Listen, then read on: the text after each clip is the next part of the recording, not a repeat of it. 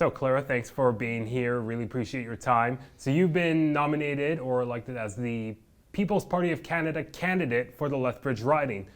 So what's the honor mean to you? Well, the honor's a big one. It is a privilege to serve the community. I really love living in Lethbridge. I've lived here for 17 years and have met a lot of really fantastic people who make the city great. We have fantastic community leaders. It's been so good for me and my kids, and I wouldn't want to live anywhere else. Mm-hmm. And you being elected as the People's Party of Canada, still, I guess, relatively a very young party that was started by Maxime Bernier.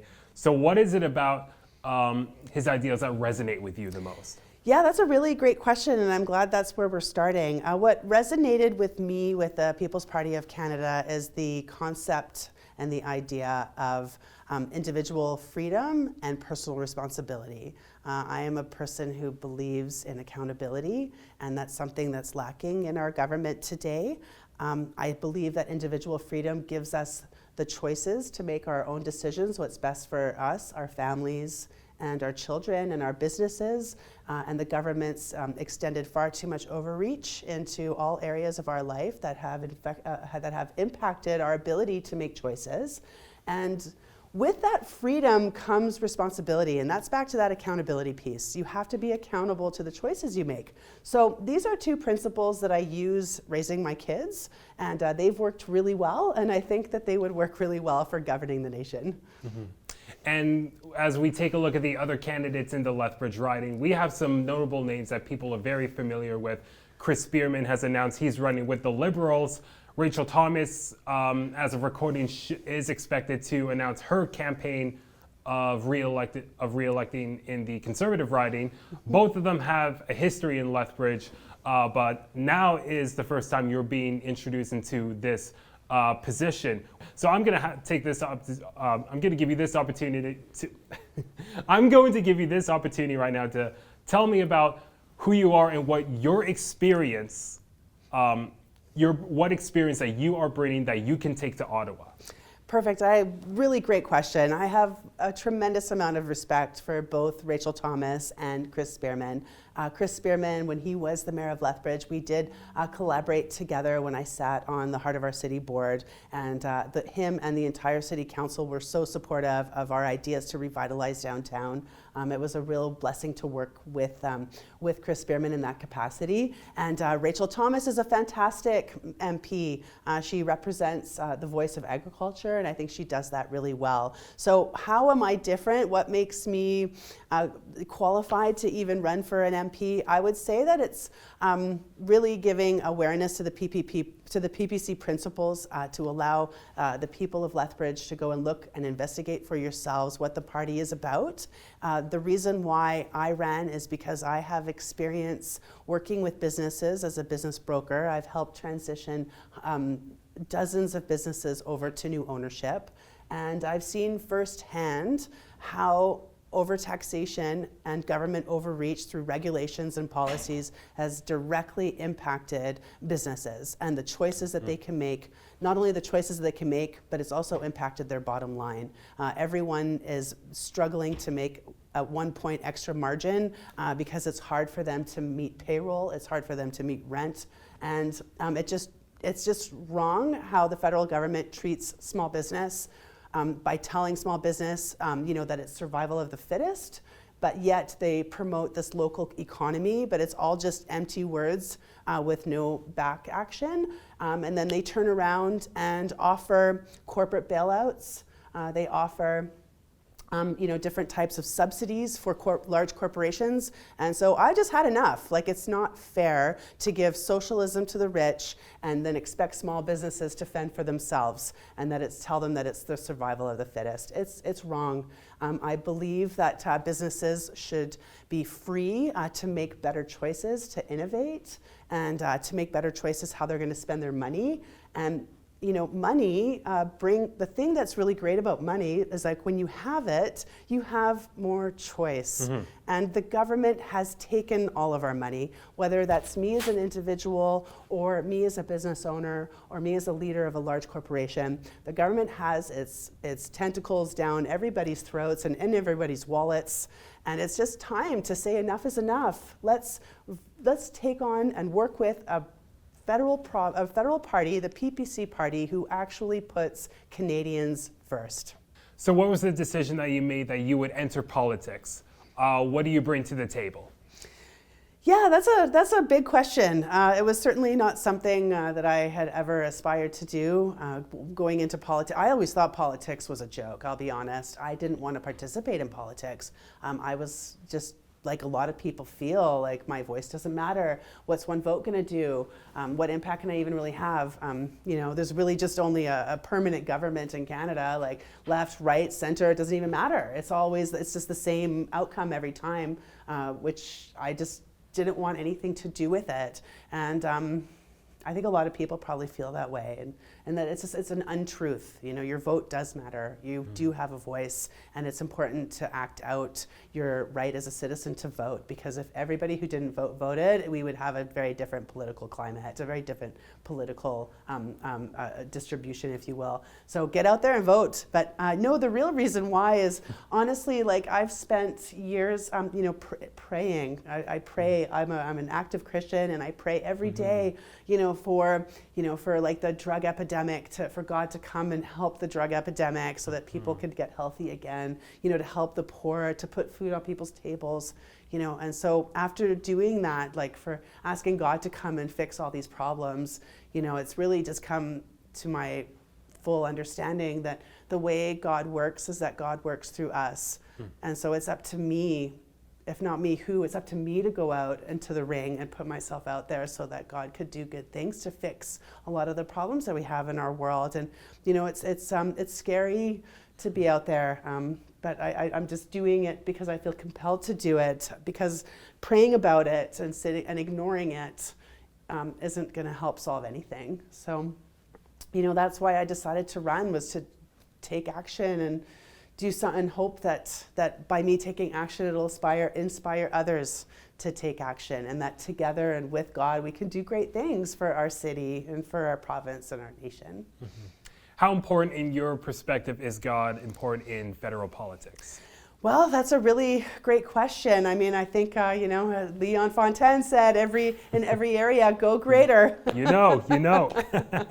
And I think in federal politics, it would be, my goal would be to bring Jesus mapped it all out. It was very simple what Jesus said. He said to, feed the hungry, clothe the naked, visit the people in jail, help people who are sick, house the homeless. Like those are just basic fundamental human needs.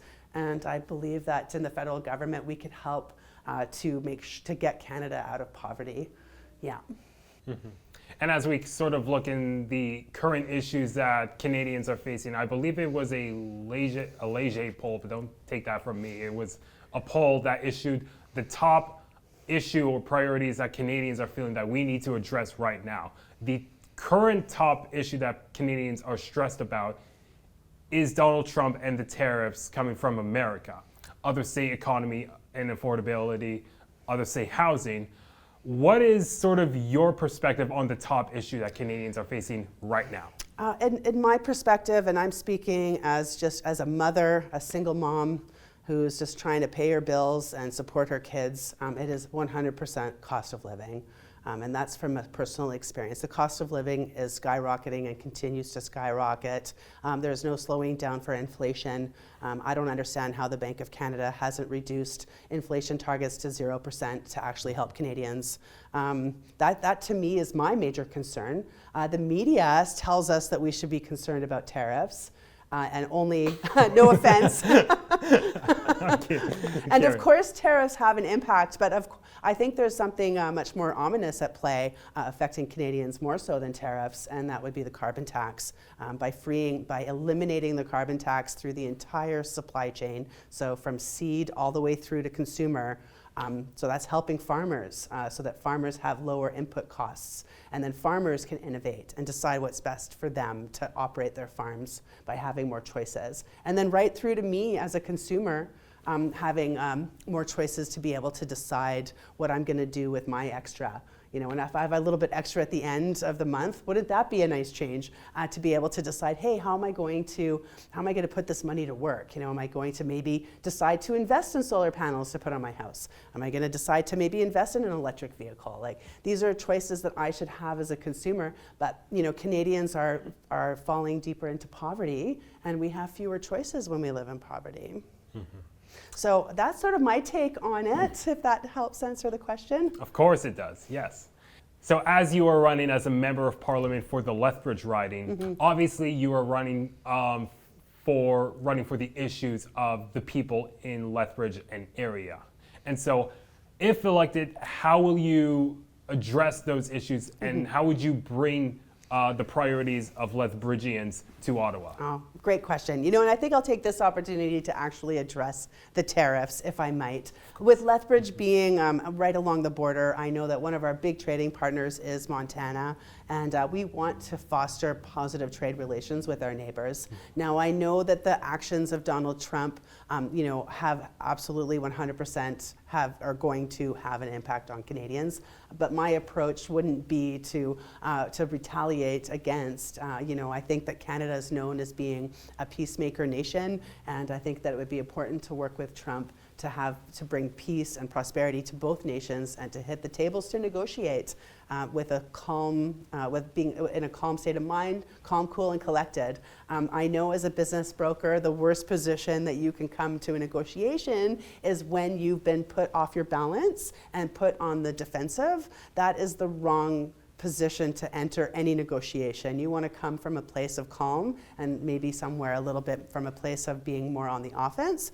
So I think working with America to ensure that we have free trade is fantastic. But more so than that, I think that's important for Lethbridge farmers, is to be able to give farmers more options as to where they could sell their goods. Right now, with the interprovincial trade barriers in place, it has halted trade amongst our own provinces, and in my opinion, that's wrong. We should be able to trade locally with our provinces that are neighboring us, BC and Saskatchewan, and also maybe choose to trade with Manitoba and Ontario, Quebec, right to the Maritimes. Why are farmers restricted by different types of tariffs and regulations to be able to, that sort of forces them to, or at least guides them, because of course it's all about profitability and where you can sell your product for the most. And so it sort of leads them to have to trade with other countries because trade is so expensive, or there's just a straight up barrier to not be able to trade. So let's break down our interprovincial trade barriers and make Canada a local economy. I think that follows very much with the PPC principle of putting Canadians first, and just, you know, to give everyone the option to trade either locally or with the states or internationally. I think that we should have the choice. Mm-hmm. And from your perspective, when it comes to trade with the U.S. or partners outside, are you sort of with the stance of we need to restructure sort of a free trade agreement with America, but at the same time we have other politicians such as Pierre Poilievre? He is outspoken for, again, getting rid of those interprovincial trade barriers, getting accessibility to ship energy products to coast, so that we can ship to other international markets. In the case we are hitting a stagnation point of trade with America. So what's sort of like your perspective when it comes to that trade, and what is best for Canadians, and especially Southern Albertans? Oh, absolutely. Well, I think just taking a little bit of a farmer's perspective, which is, work with what you got. And free trade has been something that's been worked on since the 80s. And during the last, 50 years, we have set up manufacturing and trade supply networks along the border to help facilitate trade between both countries. So to be able to start and to start investing into bringing energy coast to coast, to be able to trade, hey, that would be fantastic. Okay, I'm all for it. But these are types of things that are going to take years, if not decades, to implement, whereas now all of the energy and effort that we put in the last 50 years to establish positive trade relations with the United States, where we have manufacturing along the border across the nation, supplying the geographies in both Canada and the United States, for efficiency. That's why they set up the free trade agreement, was to make trade efficient for both countries. So let's continue to work with the United States. They are our neighbors. They are our best allies. I don't know that being inflammatory towards Donald Trump's decision to want to localize his economy in the doing what he thinks is best, which is localizing the economy in the United States. I think that there's still room that we need to work together, and approaching it from that, I think, is a much stronger position than to put retaliatory tariffs. And if I might, in my opinion, now this isn't speaking on behalf of the party, but just me as a person, I think it's a little bit of a like this whole tariff war that's happening now internationally with all different countries, China, the United States, Germany, like all the countries now are implementing tariffs, and whose tariff's going to be the biggest. I think what ultimately is going to happen is that everyone or some country is going to come up and say, you know what, enough is enough. We'll remove our tariffs if you remove your tariffs, and the tariffs will be gone, because it's just not feasible in the long term, and it's not what's best for the United States. It's not what's best for Canada or China. And what's best for the globe is to continue to have a free flow trading network. Mm-hmm. Now we've gone over, of course, what you would do if you were elected as MP of Lethbridge. Now let's talk about in the event that, because there was only one winner, if you end up not being elected, but people have still gotten to know you, what are your next steps? Yeah, sure, of course. Well, I'm certainly not here thinking that I'm going to win the election. The chances, this riding has been a conservative riding for 100 years, and it probably will continue to be a conservative riding. But my passion is supporting local. It always has been. I support the local business community. I help, sell and transition local businesses to new owners. I really believe in a local economy. So I'm going to continue to represent the PPC party right through until the next election, and to continue supporting business transitions into new ownership, supporting entrepreneurs, and being active in the community in that regard. And I still, my kids play sports, and I'm still going to be a mom who's out and about in the community talking with people, and none of that's going to change, but I will continue to promote and have a voice for the People's Party of Canada, because it is, in my best opinion, the only party that is truly putting Canadians first. Mm-hmm. And as of right now, your campaign is now officially underway. What can we expect over the next 4 to 5 weeks from your campaign? Yeah, of course. Well, we're a grassroots party, so we have a very small budget.